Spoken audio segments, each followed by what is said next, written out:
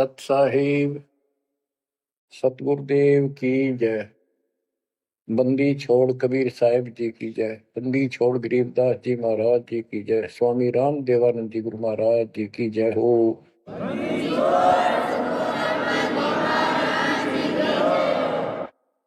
सर्व संतों की जय, सर्व भक्तों की जय, धर्मी पुरुषों की जय।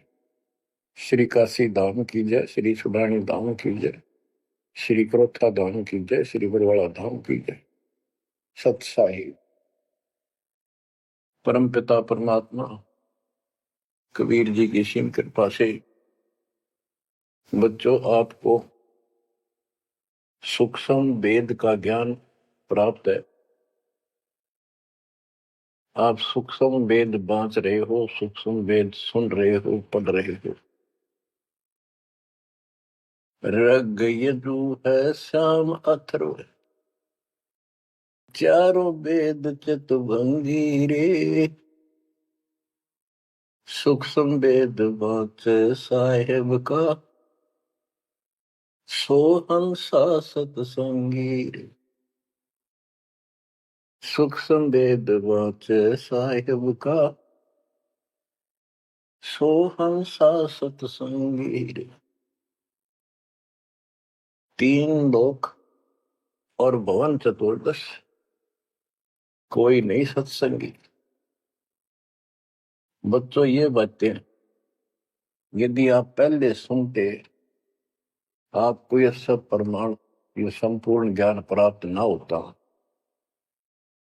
तो आपका माथा ठनका हो, आपके मन में सौ दोष दास के प्रति आते कि ये पता नहीं क्या बकवास करता है,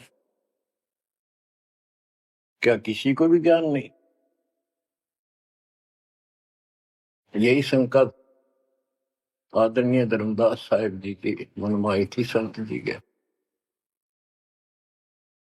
कि भाई ये चंदा बाबा ऐसी बातें बता रहा है तो कोई ना कोई हमारे हिंदू धर्म में भी इन बातों को जानने वाला उससे मिलेगा, क्योंकि शास्त्र हमारे। उसके बाद वो अपने गुरु जी के पास गया। गुरु जी तो रूपदास जी ने कह दिया, भाई मैं जितनी जानू था बेटा, मैंने तेरे से कुछ नहीं छुपाया। जिस तरह के प्रश्न आप कर रहे हो इनका उत्तर मेरे पास नहीं है, और जिसने तुझे ये ज्ञान दिया है उसी के पास जा, उसी से समाधान पूछ। लेकिन धर्मदास के सामने यह बात खटक रही थी कि अनपढ़ आदमी, जिंदा बाबा, इसको ज्ञान कैसे हो गया ये? इसने भी तो किसी हमारे हिंदू से सुना होगा, और अवश्य कोई संत, मंडलेश्वर, कोई पीठाधीश इसका जानकार पाओगा। अब सब जगह जितने भी सुप्रसिद्ध या वैसे छोटे मोटे भी संत हिंदू धर्म के उस टाइम प्रवक्ता थे, सत्संग सुनाया करते थे, सबसे मिला और जाते ही 10-20 रुपए रख दे। ये खासकर इन संतों के अंदर जो भेंट ज्यादा दे, दक्षिणा ज्यादा दे, उसको ज्यादा महत्व देते हैं। इस बात की धर्मदास जी को भी खूब पता था कि ये तभी प्रसन्न होकर मुझे कुछ राह बताएंगे। जाते 5-10 रुपए दर है, क्योंकि उसमें 5-10 रुपए आज के 5 लाख के बराबर थे। वहां तो एक पैसा भारी होता था उस समय। सबसे प्रसन्न कर लिए, किसी के पास इस तरह बात नहीं थी। श्री कृष्ण विष्णु भगवान है, सारी सृष्टि के रचनहार हैं, इनके कोई माता पिता नहीं, ये आपो आप है, स्वर्ग से ऊपर कोई स्थान नहीं। आखिर में हार के, थक के और कति बुरी तरह रोए कि अब के बने। परमात्मा फिर भी उसको, जब वो धक्के खा के आ रहा था, एक अन्य हिंदू साधु के रूप में एक पेड़ के नीचे बैठ गया, नदी के किनारे। 5-7 भगत और बैठे थे उसके पास। जिज्ञासु वैसे ही बाबा भी चलता फिरता था। धर्मदास जी के रास्ता उसके साथ से था, उसने सोचा चाल लग गया, आगे चल विशेष मंडलेश्वरों के पास घूमया और साधु का रूप दाता ने बड़ा रखा था। फिर मालिक की प्रेरणा अपने बच्चे को लेना था सर। उसी समय प्रेरणा हुई कि काफी देर से चल रहा हूं, विश्राम भी करना है, यही कर लेता हूं और इसकी तलाशी भी ले लेता हूं। वहां बैठ गया जाकर और बैठे थे, इतना तो बोलना को नहीं। वो दूसरे उठ कर चले गए। जब एकला रह गया, परमात्मा बोले, धर्मदास खोज लिया तत्व ज्ञान, मुझे बता दे कि मिला होता कितना। आंखें फटी की फटी रह गिर, मालिक उसी समय उसी रूप में आ गए। बच्चों, इस नरक से निकालने के लिए उस मालिक ने अपने एक बच्चे के लिए कितना कुछ करना पड़ा, कितने खाड़े कर दिए। वहां से शुरुआत करनी थी अपने कलयुग की भक्ति की। और वो अच्छी आत्मा थे, भगवान के बच्चे थे, पूर्व जन्म के संस्कारी मालिक के थे। जैसे सम्मन था, सम्मन ने कितनी कुर्बानी दी थी, बेटा काट दिया मालिक के नाम पर। अब उसके लिए खाड़े करे थे परमात्मा ने, कहां कहां कैसे बंदी बने, कोड़े खाए, उसकी शेल बिस्तर बिछाए। किसी जन्म का ये धर्मदास जी भी ऐसे ही कुर्बान आत्मा था, लेकिन ये ठीक से टिके नहीं क्योंकि ज्ञान संपूर्ण नहीं था। इसलिए मालिक उसके लिए फिर वहां बैठ के जाकर धर्मदास जी परमात्मा के चरणों में गिर के अपनी ढीठता, अपने अविश्वास, अज्ञानता का बहुत पश्चाताप किया। हे मालिक, आप सत्य, आपका ज्ञान सत्य, आपका समाधान सत्य। परमात्मा बोले, ये प्रेरणा मैंने की थी तेरे अंदर। काल का बेटा बहुत लंबा जुगाड़ है, बहुत लंबा षड्यंत्र पाया किसी के पास ये ज्ञान।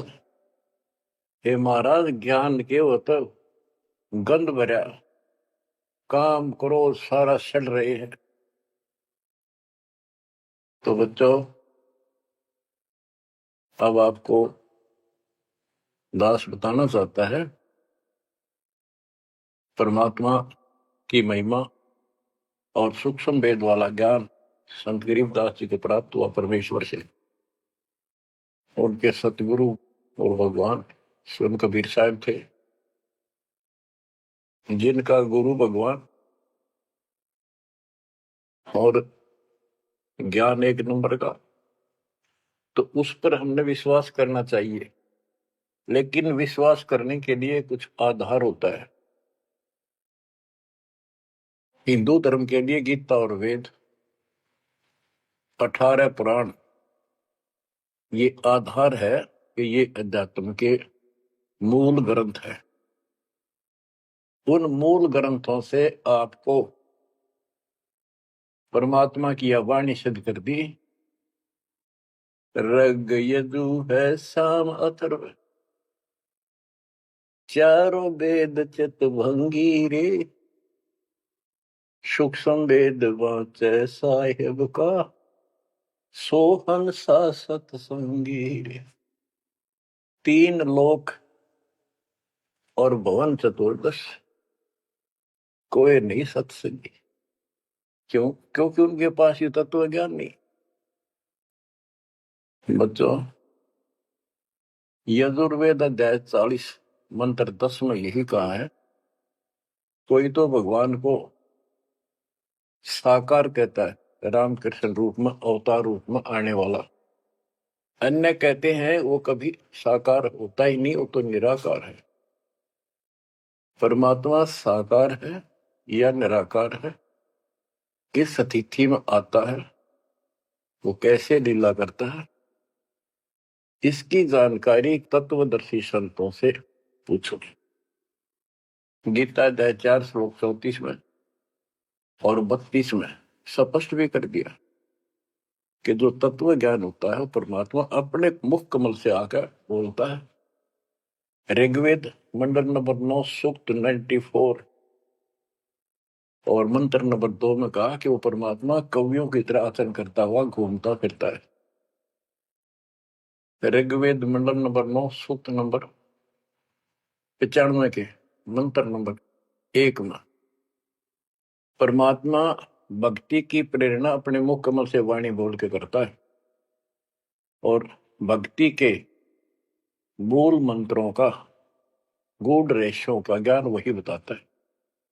गीता अध्याय 4:34 में कहा कि उस तत्व ज्ञान को जो स्वयं मालिक बोलता है कवियों की तरह काव्यान चौपाइयों में श्लोकों में और शब्दों के माध्यम से वो तत्व ज्ञान है, उसको किसी तत्वदर्शी संत से पूछो। बच्चों, ना वेदों में तत्व ज्ञान, गीता वेदों का सारांश है, उसी का छोटा रूप है। तो इनमें ज्ञान नहीं है, वो तत्वदर्शी संत से पूछो। वो तत्वदर्शी संत की पहचान श्रीमद् भगवत गीता अध्याय नंबर 15 श्लोक 1 में बता है कि ऊपर को मूल, ये तो मूल मालिक सारी सृष्टि का रचने वाला समझो संसार रूपी वृक्ष है जिसकी ऊपर को जड़ है और नीचे को 3 गुण रूपी शाखा है। इसके सभी विभागों को जो बता देगा स वेदवित, वो वेद के तात्पर्य को ठीक से जानने वाला है, यानी वो तत्वदर्शी संत है।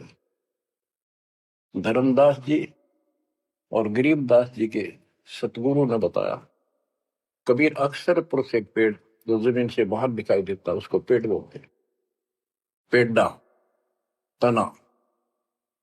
गरीब अक्सर पुरुष एक पेड़ है, निरंजन व की डार और तीनों देवा शाखा है, ये पातुल संसार।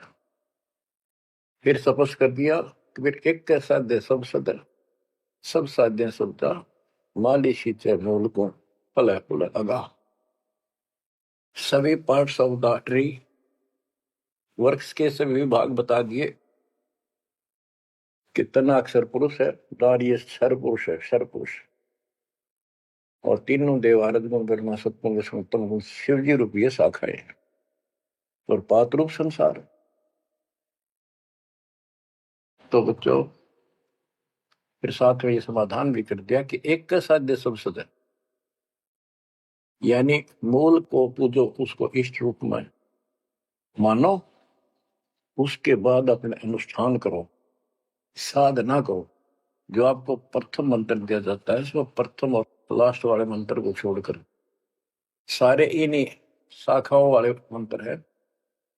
और गीता अध्याय 3 श्लोक 10 से लेकर 15 तक यही स्पष्ट किया है कि शास्त्र अनुकूल धार्मिक अनुष्ठान यज्ञ करने से वो सही भक्ति मानी जाती है। इन यज्ञों के द्वारा इन देवताओं को बढ़ाओ, ये यज्ञ से बढ़े हुए देवता तुम्हें बिना मांगे ही सब कुछ देते रहेंगे। और उस परम अक्षर पूर्ण परमात्मा को इष्ट रूप में प्रतिष्ठित करके फिर सारे धार्मिक अनुष्ठान करो। कहते हैं सब प्राणियों की उत्पत्ति अन्न से होती है, अन्न वर्षा से होता है। वर्षा शास्त्र विहित, शास्त्र में प्रमाणित धर्म कर्म यज्ञ करने से होती है। और कर्म लगाए ब्रह्म ने, क्योंकि सबके लोक माए तक काम करके खाना पड़ा, सतलोक में कोई काम नहीं था, बैठा सब परिमल था। जैसे आप सकलोक आश्रमों में जाते हो, आपको सारा बना बनाया मिल रहा है, हरखा और भक्ति करो, सत्संग सुनो और आ जाओ। फिर बताया है कि सब प्राणियों की उत्पत्ति अन्न से होती है, अन्न वर्षा से होता है। वर्षा शास्त्र विहित, शास्त्रों के अनुसार किए गए अनुष्ठानों से होती है, यज्ञ से होती है। और यज्ञ शास्त्र अनुकूल कर्मों से होती है। कर्म लगाए ब्रह्म ने, ब्रह्म की उत्पत्ति हुई अक्षर पुरुष से। और अक्षर पुरुष यानी अक्षर का अर्थ यहाँ पर अविनाशी है। और जहां पर प्रकरण होता है एक से अधिक, अक्षर का अर्थ ही अविनाशी होता है। लेकिन सरपुरुष अक्षर पुरुष, सरपुरुष ब्रह्म है, ये काल है 21 ब्रह्मांड का स्वरूप, अक्षर पुरुष 7 ब्रह्मांड का स्वरूप। और फिर परम अक्षर ब्रह्म क्यों कहा, परम अक्षर पुरुष, कि वो सब का मालिक वो है। तो इस प्रकार इस आध्यात्मिक ज्ञान को समझना है और उस परम अक्षर ब्रह्म को योगों में प्रतिष्ठित करके सारे अनुष्ठान करने चाहिए, तब सफलता हो। कबीर साहब ने बताया, कबीर एक के साध्य सब सदे, सब साध्य समझा माली सींचे मोल को बुलागा। पुण्यात्माओं, इससे सिद्ध हो गया कि किसी के पास भी वेदों से हटकर ज्ञान नहीं था, वेदों में वो ज्ञान है ही नहीं जिसकी हमें जरूरत थी। इसलिए क्या रहा, अब इसके ऊपर चलेगा सत्संग शेष, संत गरीबदास जी की अमर वाणी, अथ कथनी बिना करनी का होगा। इसमें से कुछ वाणी सुनाएगा दास। जैसे आपको बताया गया कि काशी विद्यापीठ पढ़ कबरा मनाते थे, उनको विद्वान माना जाता था, उनकी दुकान बढ़िया चला करती थी यहाँ भोले समाज में। तो गरीबदास जी उस पढ़ाई के बारे में कहते हैं जो वो पढ़ा करते हैं, केवल लोगों को ठगने के लिए। गरीब पढ़ना गुणना चातुरी, यह तो बात सुगम, सत सुकृत और बंदगी, या है बात अगम। के ये गीता वेद पुराण पढ़े लिए, चतुरता दिखा दी, बड़े बड़े लेक्चर झाड़ दिए, ये तो बहुत आसान है। लेकिन सत सुकृत, सच्ची भक्ति, सच्चे अच्छे कर्म और भक्ति, सच्ची भक्ति, बंदगी, प्रणाम, बंदगी के अंदर वजह सारा कुछ आ जाता है, भक्ति भी आ जाती है, मंत्र भी आ जाते हैं, प्रणाम भी आता। कई बार विशेष तौर पर बंदगी प्रणाम को बोलते हैं, बंदगी प्रार्थना भी कही जाती है। फिर बताते हैं कि सत्य सुकृत अच्छे कर्म और बंदगी, परमात्मा की स्तुति नमस्कार प्रणाम भक्ति सच्चे ढंग से पूरे गुरु से प्राप्त करके तत्व ज्ञान के आधार से करना, यह है बात अगम। ये ऊंची बात है, आगे की है, बहुत सबसे आगे की, सबसे श्रेष्ठ। गरीब पढ़ना गुणना रोग है, उलझे दुनिया माही, 52 अक्षर में बंद रहे, आगे की सुध नाही। संस्कृत भाषा के 52 अक्षर बताए, इसको इसलिए सीधा अर्थ कहते हैं जो संस्कृत से सीमित है, इन ग्रंथों तक सीमित है, इनमें वो ज्ञान है नहीं। ये उलझे दुनिया में इस लक्ष्य 84 के चक्कर में रह गए। गरीब पढ़े गुणे पावे नहीं, अनपढ़ने से न्यार, अकोचर छंद है कैसे पावे पार। कहते पढ़े गुणे पावे नहीं, अनपढ़ने से न्यार, यानी जो चतुरता दिखाने के लिए पढ़ते हैं वो कभी नहीं परमात्मा प्राप्त कर सकते, ना वो ज्ञान मिले।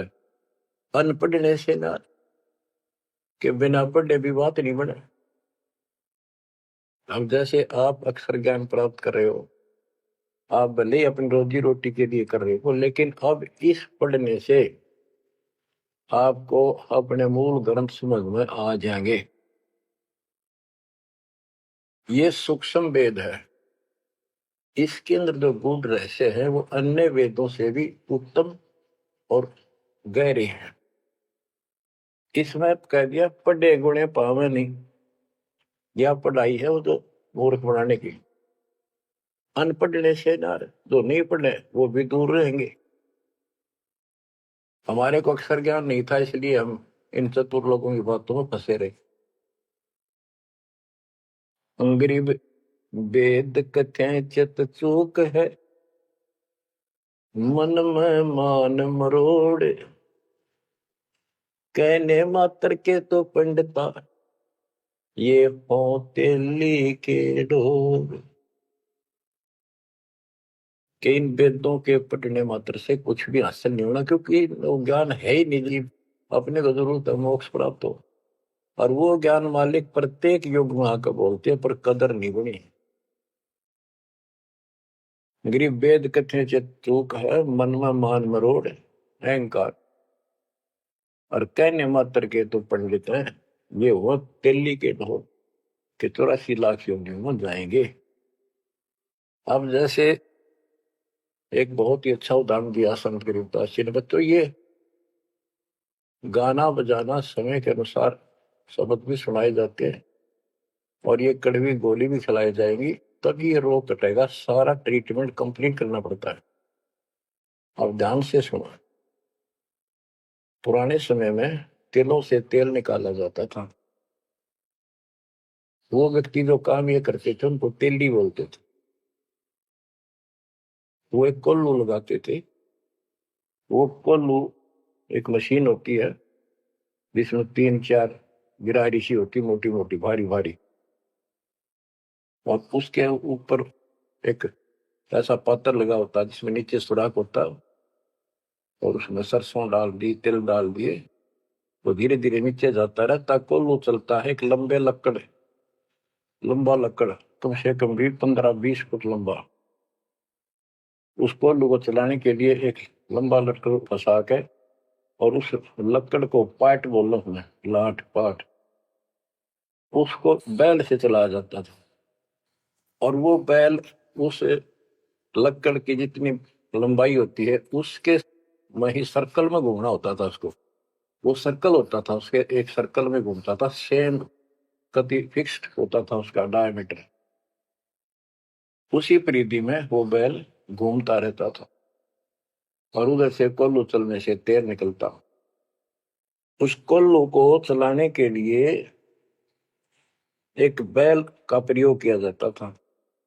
वो उस लकड़ लंबे लठ 15-20 फुट 25 फुट लंबे लठ के एंड पे लास्ट में एक कुंडा डाल कर उसमें रस्सा बांध कर, और उस बैल के दोनों तरफ कंधे से बांध दिए जाते थे रस्से, और उसको चलाया जाता था। तब वो कोल्लू घूमता था, और उसमें डाले हुए सरसों या तिल, उनका तेल निकलकर बाहर आता था। वो तेली कहलाता था, और उसको खींचने वाला तेली का बैल का है।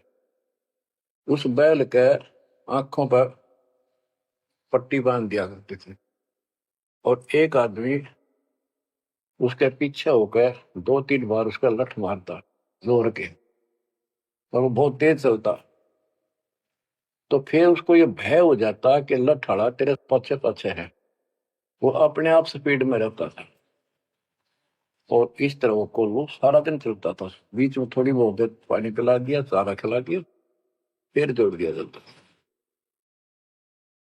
तो उसका केवल सीमित दायरा था, उससे 12 कदम भी नहीं जा सकता था वो। अब इसके ऊपर ये कुछ वाणियां आपको समझाने के लिए बताना पड़ा। इतना गजब का ज्ञान दिया इसने, 100 का 100 सत्य है। गरीब वेद कथे चित चूक है, मन में मान मरोड़, कहने मात्र के तो पिंडता, ये हो तेली के डो। ये अगले जन्म में तेली के बैल बनेंगे। एक तो उदाहरण ये दिया है कि जो साधना ठीक नहीं करते तो शुद्ध नहीं हो जाएगा। फिर पीछे तू पशुआ की जय गद्दा बैल बनाई, ये 56 भोग कहाँ मन भोरे, कहीं कुरड़ी चरने जाई। इस वाणी का तो ये अर्थ है। अब इसके ऊपर आगे देखो, गरीब आंख बंद है दिखे नहीं, चल मारो मार तेली के तो बैल को घर ही कोस हजार के आंख बांध दी बैल की और उधरता चलो मारो मार वो सपेटते चलता रहता। उस तेली के बैल को उस सर्कल के अंदर ही सारा दिन एक महीने में 50,000 कोस एक महीने में तय कर देता, यानी एक कोस 3 किलोमीटर, यानी 1.5 लाख किलोमीटर वो एक महीने में पूरे कर देता। उसमें चल चल के इतना सफर तय कर लेता, रहता वही ठेकान, एक कदम उससे बाहर नहीं जाता।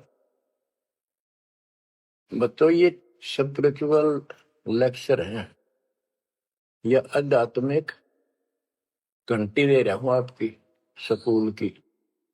इसको ऐसे समझाने से आपके अंतःकरण में योगदान रचेगा।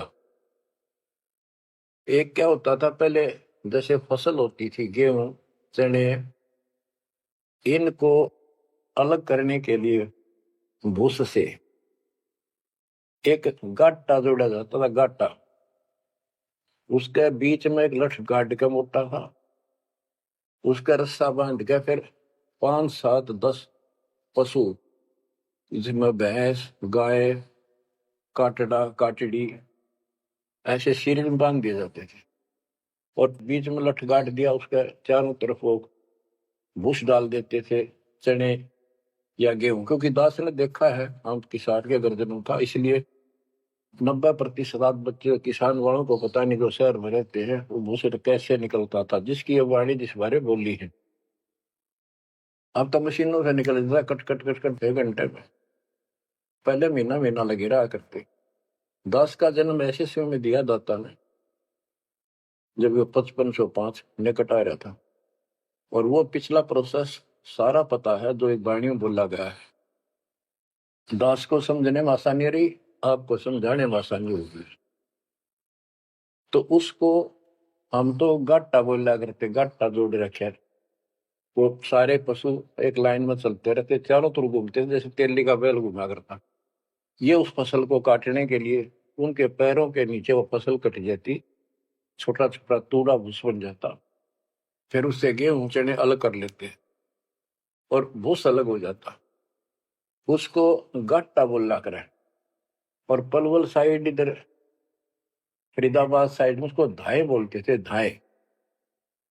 धाए यानी पशुओं का एक समूह, एक से एक गले का रस्सा बांध दिया जाता था।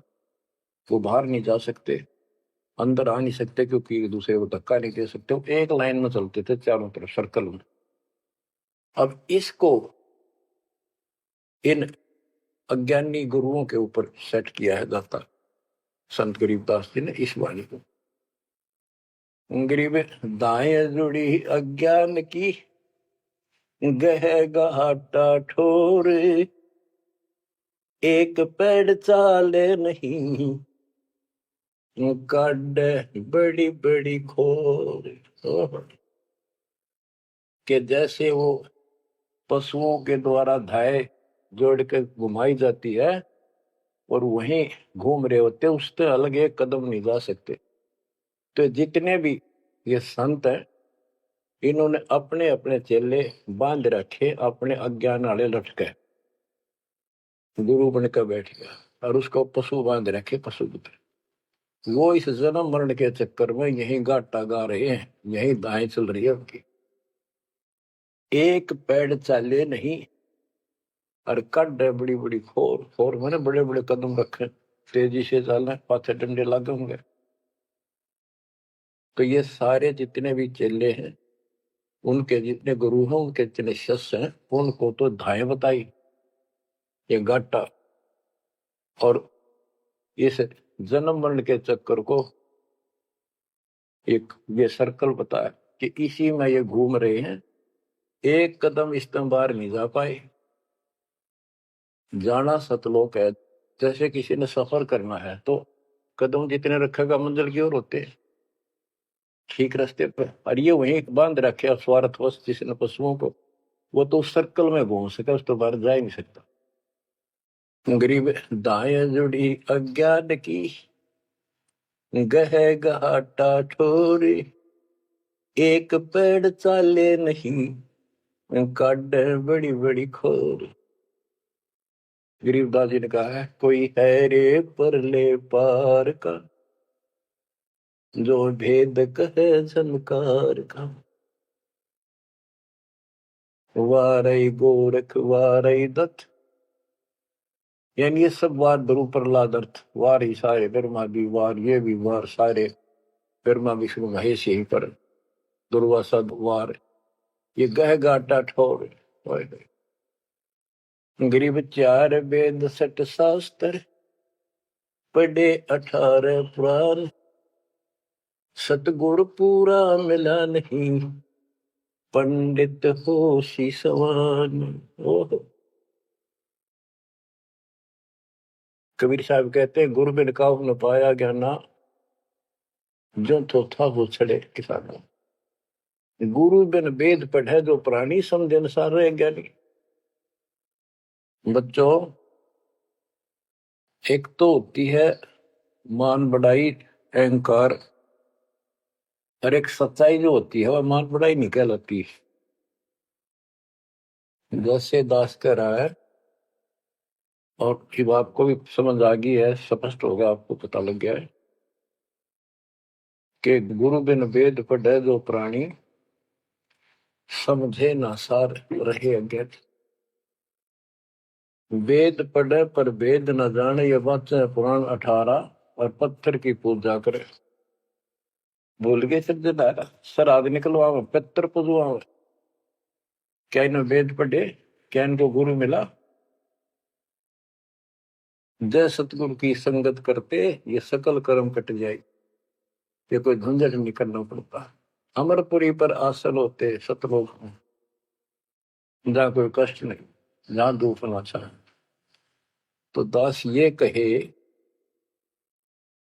कि या तो भगवान कबीर साहब मेरे गुरु भगवान और गरीबदास, और चौथा दास, इनके अतिरिक्त वर्तमान में दास के अतिरिक्त विश्व में किसी के पास ना वेद ज्ञान, ना गीता ज्ञान, ना कुरान और बाइबल ज्ञान, किसी को किसी प्रकार का ठीक ज्ञान नहीं।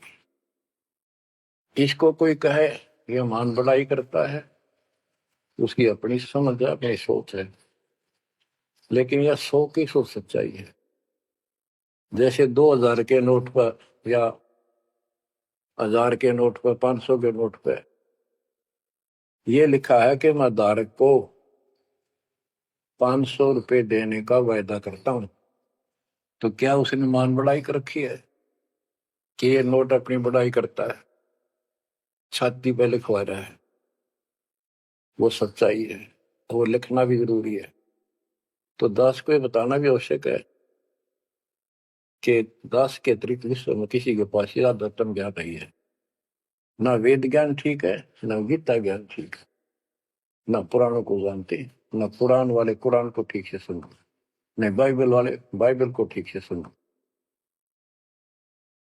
गरीब 4 वेद सट शास्त्र, पढ़े 18 पुराण, सतगुरु पूरा मिला नहीं, पंडित हो शीशवान। गरीब 4 वेद सट शास्त्र, पढ़े 18 बोध, खसम बांझ के होते है, पर बेटा नाही गोद। एक अजब गजब उदाहरण दिया है कि इन 4 वेद और 18 पुराणों को पढ़ने से तो ऐसी दशा है, ये दिखे पंडित गुरु शिष्य दोनों हैं, गुरु भी हैं, उनके शिष्यों की कमी नहीं, लेकिन बांध स्त्री का संतान नहीं होती, उसका पति भी होता है। इसी प्रकार इनके गुरु भी है, ये शिष्य भी है, इनमें भक्ति रूपी लाल बनेगा नहीं। बच्चों, एक एक बात कह नहीं सकता, लाख टके की है, अरब टके की। गरीब भावे 100 करोड़ गीता पढ़ो, 100 करोड़ भागवत, बिना सतनाम व्यर्थ है, बचे काल न मोत। गरीब घृत अग्नि में डाल कर, पंडित कर है होम। सुरो वासना जात है, क्या करत है होम। गरीब सुमरण सेवा बंद की, सब कोई जानत खूब। बिन सतगुर क्यों पाइए, कबीर से महबूब। ओए होए। के ये पंडित लोग हवन करते हैं, इसका क्या लाभ है कि देवताओं तक इसकी वासना जाती है, स्मेल, गुड स्मेल जाती है, और जिसके वश होकर वो हमें यहाँ राहत देते हैं। तो ये तो हमें सिर्फ हमारी इस भक्ति में एक सहयोगी है, एक आइटम है हवन यज्ञ। हमने पांचों करनी पड़ेंगी तब तो ज्यादा लाभ होता है। किसी रोग का ट्रीटमेंट पूरा ही करने से बात नहीं। गरीब सुमन सेवा बंदगी, सब कोई जानत खूब। भग भक्ति भी करनी चाहिए, सुमन भी करना चाहिए, पर कहते बिन सतगुरु क्यों पाइए। ओए, सतगुरु के बिना कैसे मिलेगा वो कबीर से महबूब। वो भगवान कबीर से प्रिया, तो फिर ये भगवान हमारे कैसे पाओगे। ये दूसरे संत बनावटी इतने गजब के हो जाएंगे, क्या बात। सिर पे उस्तरा करा लिया, माथे पर 3 तिलक, माला 4-5 डाल ली, लाल भगवा वस्त्र धारण कर लिए, और बैठ जाते हैं कतिया करके। गरीबदास जी कहते हैं, गरीब कोरा कलश कुम्हार का, ऊपर चित्र अनूप। वस्तु नीति समझ है, जैसे जलवन को। ऊपर तो ढूंढा साध का, अंतर रख्या खो। ऊपर तो साधु दिखे गजब का, बनावटी सी जबरदस्त, जैसे कुम्हार का, यानी कोरा कलश कुम्हार से लाए, उसके ऊपर कितनी अच्छी चित्रकारी होती है, उसमें जल है, नीचे चट है उस चित्रकारी में। ऊपर का दिखा करनिया जो संत ऐसा है जिसके पास यथार्थ ज्ञान नहीं है, वो तो ऐसा है जैसे कोरा कलश कुम्हार का, ऊपर चित्र अनूप। वस्तु नीतिस्मद है, जिसके लिए लाए तो जल है नहीं मीठा। और जैसे जल बिन कुआं, जैसे कुआं बिना पानी का के काम। गिरी पांचों मुद्रा पिंड में, आग बुजुर्ग शरीर। 52 गंडे गंग है, खेवट जहां कभी। कहते ये शरीर, स्थूल शरीर में 5 मुद्रा है, उनमनी खेचरी भूतरी चाचरी आदि। और इससे आगे बदर शरीर है, सूक्ष्म शरीर और है। कहते उससे पार करने के लिए सतगुरु कबीर साहब का सच्चा गुरु मिलेगा जब अपने। गरीब नाम सार है निर्मला, सार नाम ये निर्मल है। पाक नूर निर्वाण, दास गरीब कबीर को भक्ति दी है दान। बच्चों, ये अमृत वचन है, बहुत गूढ़ और गहरे है, और आपके लिए जैसे गीता उंगलियां पर उठवा दी, वेदों का सार निकाल के आपके समझ रख दिया। छोटे छोटे बच्चे समझ रहे इस बात को, तो 3री-4थी कक्षा में पढ़ रहे, और जो इन काशी विद्यापीठ में पढ़ने वालों के आज तक समझ नहीं आई। तो who is Guru, who is सतगुरु, और हु इज गॉड, ये आप अच्छी तरह समझ चुके हो बच्चों। परमात्मा आपको इतना दृढ़ कर दे जैसे सम्मन ने की और सेऊ थे। आप इतने दृढ़ हो जाओ, गरीब महिमा की जय संत की, तन मन धन सब दे, सिर मांगे टाला नहीं, मोर ध्वज लग ले। यानी ऐसी परिस्थिति परमात्मा के प्रति, किसी परिस्थिति ऐसी आ जाती है तो मालिक से दूर नहीं हो, कितनी ही कठिन परिस्थितियों से गुजरना पड़े। आज हम थोड़े से कष्ट को देखकर भगवान से दूर हो गए, फिर अगले जन्म में क्या होगा? फिर पीछे तू पशुआ की जय गद्दा बैल बनाई, ये 56 भोग कहाँ मन भोरे, कहीं कुरड़ी चरने जाई। आज कोई ना कोई बहाना काल कर देगा सत्संग से उठने का, आलस कर देगा, कोई काम अड़ा देगा, या वैसे आत्मा किसी पाप के कारण रोगी हो जाती है तो अरुचि बन जाती है सत्संग सुनने में या सुमरण करने में। दान की इच्छा समाप्त होती चली जाती है, सेवा में रुचि नहीं रहती। तो उस समय के लिए ये याद रखो, आज हम मानव हैं, अपनी मर्जी से कितने आलस कर लें और कितने भगवान से दूर हो जा, स्वतंत्र है। और कल को गधे बन गए, बैल बन गए, नाक में नाथ कर जाएगी, या 2.5 मन का कमर के ऊपर एक थैला होगा गधे के, तो आलस तो उसमें भी होगा। मन तो यही है। कई कहते हैं मेरे से नहीं होती सेवा, चलो कोई बात नहीं, सेवा तो करनी चाहिए, सेवा से दूर नहीं होना चाहिए। तो मन तो वहां भी दुखी करेगा, गधा बने पाछे भी सोचेगा कोई कि पटक दूं बोरे ने, घेर दूं, डाल दूं।